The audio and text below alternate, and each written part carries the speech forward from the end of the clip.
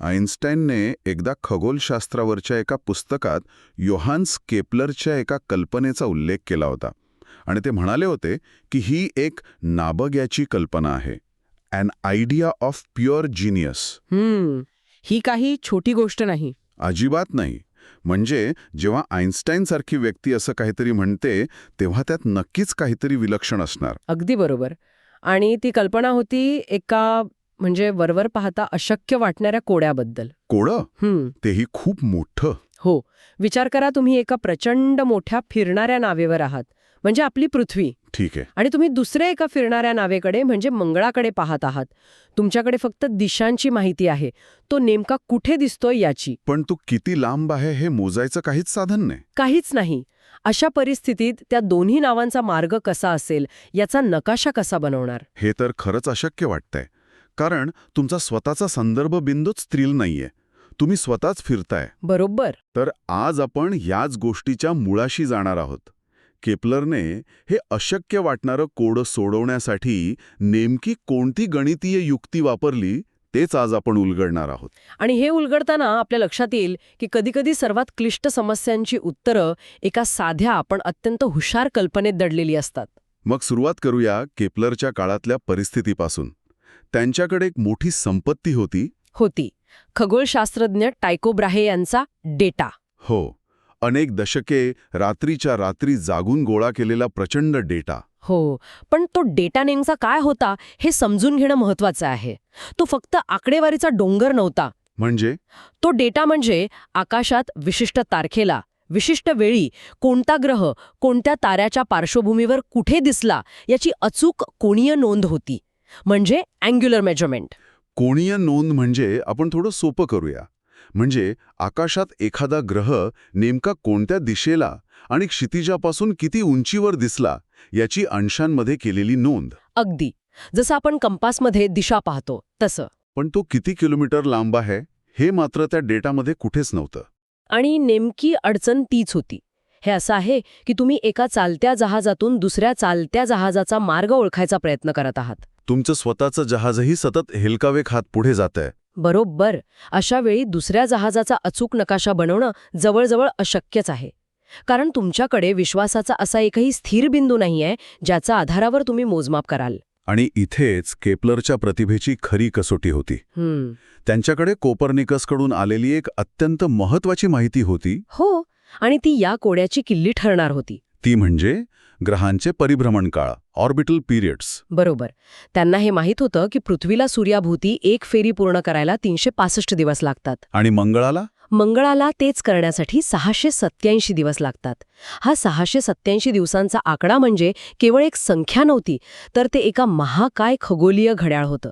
आणि केपलरने या घड्याळाचा वापर करायचा ठरवला. आणि तिथेच ती नाभियाची कल्पना समोर येते. आइन्स्टाईन जिला म्हणाले होते ती नेमकी काय होती? कल्पना अत्यंत सोपी पण तितकीच प्रभावी होती. केपलरच्या लक्षात आलं की मंगळ सतत फिरत असला तरी तो दर 687 दिवसांनी त्याच्या कक्षेतील त्याच बिंदूवर परत येतो. अगदी. म्हणजे जर त्याने आज मंगळाचं निरीक्षण केलं आणि त्यानंतर बरोबर 687 दिवसांनी पुन्हा त्याच जागेवरून निरीक्षण केलं आणि मग पुन्हा 687 दिवसांनी, तर प्रत्येक वेळी मंगळ अवकाशात त्याच जागी असेल. कमाल आहे. म्हणजे जरी मंगळ प्रत्यक्षात गतिमान असला तरी या 687 दिवसांच्या चक्रामुळे केपलरला निरीक्षणासाठी अवकाशात एक तात्पुरता स्थिर बिंदू मिळाला. हीच ती जिनियस कल्पना होती. त्याने मंगळाच्या गतीलाच त्याला स्थिर करण्यासाठी वापरलं. हो. या एका युक्तीने एका अशक्य वाटणाऱ्या समस्येला सोडवण्याच्या कक्षेत आणून ठेवलं. त्याने वेळेला एका मापपट्टीसारखं वापरलं. पण थांबा, हे ऐकायला जितकं सोपं वाटते तितकं असेल का?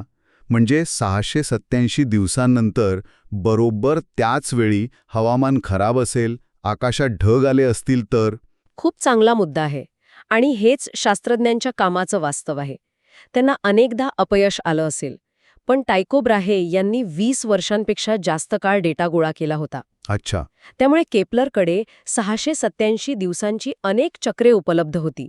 एका चक्रात निरीक्षण चुकलं तर ते पुढच्या चक्राची वाट पाहू शकत होते. किंवा भूतकाळातल्या नोंदी तपासू शकत होते. बरोबर. त्यांच्यासाठी महत्वाचं होतं ते म्हणजे मंगळाच्या अनेक स्थिर स्थिती शोधून काढणं. ठीक आहे. म्हणजे आता त्यांच्याकडे 2 स्थिर संदर्भ बिंदू होते. एक म्हणजे सूर्य जो मध्यभागी आहे. आणि दुसरा म्हणजे हा 687 दिवसांनी त्याच जागी परत येणारा स्थिर मंगळ. मग पुढे काय? आता खरी गणितीय जादू सुरू झाली. या 2 स्थिर बिंदूंच्या आधारे केपलरने तिसऱ्या म्हणजेच गतिमान असलेल्या बिंदूचं स्थान निश्चित करायला सुरुवात केली. तिसरा बिंदू म्हणजे पृथ्वी. हो, पृथ्वी. यालाच त्रिकोणीकरण म्हणजे ट्रँग्युलेशन म्हणतात. हे आपल्या मोबाईलच्या GPS सारखं आहे का काहीसं? अगदी तसंच. जसं आपलं लोकेशन निश्चित करण्यासाठी फोन 3 किंवा 4 सॅटेलाइटचे सिग्नल वापरतो, तसंच केपलरने सूर्य आणि स्थिर मंगळ ह्या 2 बिंदूंचा वापर करून तिसऱ्या म्हणजे पृथ्वीच्या बिंदूचं स्थान निश्चित केले. पण हे तर पृथ्वीच्या कक्षेतील फक्त एका बिंदूचं स्थान झालं ना? पूर्ण कक्षेचा आकार कसा कळणार? त्यासाठी त्यांनी ही प्रक्रिया वर्षभरात वेगवेगळ्या दिवशी पुन्हा केली. अच्छा. मंगळाचा एक स्थिर बिंदू घेऊन त्यांनी पृथ्वीच्या समजा जानेवारीतल्या स्थितीचं त्रिकोणीकरण केलं. मग मार्चमधल्या, मग जूनमधल्या. असं करत करत त्यांच्याकडे पृथ्वीच्या कक्षेतील अनेक बिंदूंचा एक संच तयार झाला. हो, हे एका मोठ्या जिगसॉ पझलसारखं होतं. म्हणजे त्यांच्याकडे पृथ्वीच्या कक्षेचे सुटे तुकडे होते आणि ते सर्व एकत्र जोडून त्यांना पृथ्वीच्या प्रवासाचा एक सलग मार्ग तयार करायचा होता. आणि जेव्हा त्यांनी हे सर्व बिंदू जोडले तेव्हा त्यांना काय दिसलं? त्यांना जे दिसलं तो खगोलशास्त्राच्या इतिहासातील एक क्रांतिकारक क्षण होता. काय होतं ते? त्या बिंदूंना जोडल्यावर एक परिपूर्ण वर्तुळ तयार झालं नाही. शतकानुशतके ॲरिस्टॉटलपासून ते कॉपर्निकसपर्यंत सर्वांनी गृहीत धरलं होतं की स्वर्गीय वस्तू या दैवी आणि परिपूर्ण असतात. त्यामुळे त्यांच्या कक्षा वर्तुळाकारच असल्या पाहिजेत. हो, पण केपलरच्या गणिताने दाखवून दिलं की पृथ्वीची कक्षा वर्तुळाकार नसून थोडीशी चपटी म्हणजेच लंबवर्तुळाकार आहे. इलिप्टिकल. 1 मिनिट थांबा. ही गोष्ट आज आपल्याला खूप सामान्य वाटते, शाळेत शिकवतात. पण त्या काळात हे किती मोठं धक्कादायक विधान असेल. प्रचंड. कारण वर्तुळ म्हणजे दैवी परिपूर्ण आकार आणि केपलर सांगत होता की आपलं घर, आपली पृथ्वी एका अपूर्ण किंवा वाकड्या मार्गावर फिरतीये. याला प्रचंड विरोध झालाच.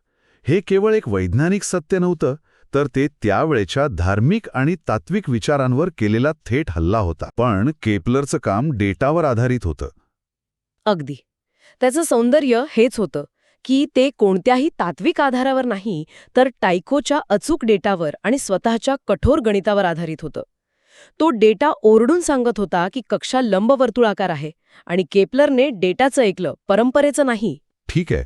म्हणजे केपलरने आधी स्वतःच्या घराचा म्हणजे पृथ्वीच्या कक्षेचा पत्ता आणि आकार शोधून काढला. हो. एकदा का नकाशात आपलं स्थान पक्कं झालं की मग समोरच्या गोष्टीचं अंतर मोजणं सोपं जातं. याचंच पुढचं पाऊल म्हणजे मंगळाची कक्षा होती का? अगदी बरोबर. आता प्रक्रिया उलट करायची होती. आता पृथ्वीच्या कक्षेचा अचूक नकाशा त्यांच्या हातात होता. म्हणजे वर्षाच्या कोणत्याही दिवशी पृथ्वी नेमकी कुठे असते हे त्यांना माहीत होतं. हो. या ज्ञात स्थानांवरून त्यांनी मंगळाच्या 687 दिवसांच्या प्रवासातील वेगवेगळ्या बिंदूंचे अचूक स्थान निश्चित करायला सुरुवात केली. म्हणजे कमाल आहे. एका ग्रहाचा परिभ्रमण काळ वापरून आधी स्वतःच्या ग्रहाची कक्षा शोधायची आणि मग त्याचा वापर करून दुसऱ्या ग्रहाची. हे एखाद्या गुप्त खजिन्याच्या नकाशातील संपेत उलगडून अधिक किल्ली शोधण्यासारखं आहे आणि मग त्या किल्लीने खजिन्याचा दरवाजा उघडण्यासारखा. अगदी तसंच. आणि जेव्हा त्यांनी मंगळाच्या कक्षेचे सर्व बिंदू जोडले तेव्हा पुन्हा तेच सिद्ध झाला. काय? मंगळाची कक्षासुद्धा लंबवर्तुळाकार होती. आणि याच निरीक्षणांमधून आणि गणितातून केपलरच्या ग्रहीय गतीच्या 3 प्रसिद्ध नियमांचा जन्म झाला, ज्यांनी आधुनिक खगोलशास्त्राचा पाया रचला. हो. पण इथे एक प्रश्न आहे. या सगळ्यातून त्यांना कक्षांचा आकार कळला, पण त्यांचं खरं प्रमाण म्हणजे स्केल कळलं होतं का? नाही. म्हणजे पृथ्वी आणि मंगळामधलं अंतर किती किलोमीटर आहे हे त्यांना समजलं नव्हतं. नाही. आणि हा या कथेचा एक अत्यंत रंजक भाग आहे. या संपूर्ण प्रक्रियेमुळे सौरमालेचा एक अचूक नकाशा तयार झाला. त्यांना कक्षांमधील सापेक्ष अंतरं म्हणजे रिलेटिव्ह डिस्टन्सेस अचूकपणे कळाली. सापेक्ष अंतर म्हणजे त्यांना हे माहीत होतं की जर पृथ्वीचं सूर्यापासूनचं अंतर 1 एकक मानलं तर मंगळाचं अंतर साधारणपणे 1.5 एकक आहे. अच्छा. ते सौरमालेचा नकाशा अचूकपणे कागदावर काढू शकत होते, पण त्या नकाशाचं प्रमाण काय आहे हे त्यांना माहीत नव्हतं. म्हणजे त्यांच्याकडे गुगल मॅप्स होता, पण पण झूम इन किंवा झूम आउट करण्याची सोय नव्हती. उत्तम उदाहरण आहे. त्यांना मुंबई ते दिल्लीचा मार्ग दिसत होता, पण ते अंतर 1000 किलोमीटर आहे की 10,000 किलोमीटर हे माहीत नव्हतं. बरोबर, अगदी. किंवा असं समजा की त्यांच्याकडे एखाद्या इमारतीचा अचूक आराखडा होता, ब्लूप्रिंट, पण तो आराखडा एखाद्या खेळण्यातल्या घराचा आहे की एखाद्या गगनचुंबी इमारतीचा हेच माहीत नव्हतं. सौरमालेचा आकार आणि रचना समजली होती, पण तिची विशालता अजूनही एक गूढच होती. बरोबर. तर या सगळ्यातला तो क्षण कोणता, ज्याचा उल्लेख आईन्स्टाईनने केला होता? तो क्षण म्हणजे केपलरने वेळेचा वापर करून अवकाश आणि अंतराचं कोडं सोडवलं. डेटा विश्लेषणाचा हा एक अद्भुत आणि कालातीत नमुना होता. आणि या शोधाचं महत्त्व केवळ ग्रहांच्या कक्षा ठरवण्यापुरतं मर्यादित नव्हतं. अजिबात नाही. याने विश्वाकडे पाहण्याचा आपला दृष्टिकोनच बदलून टाकला.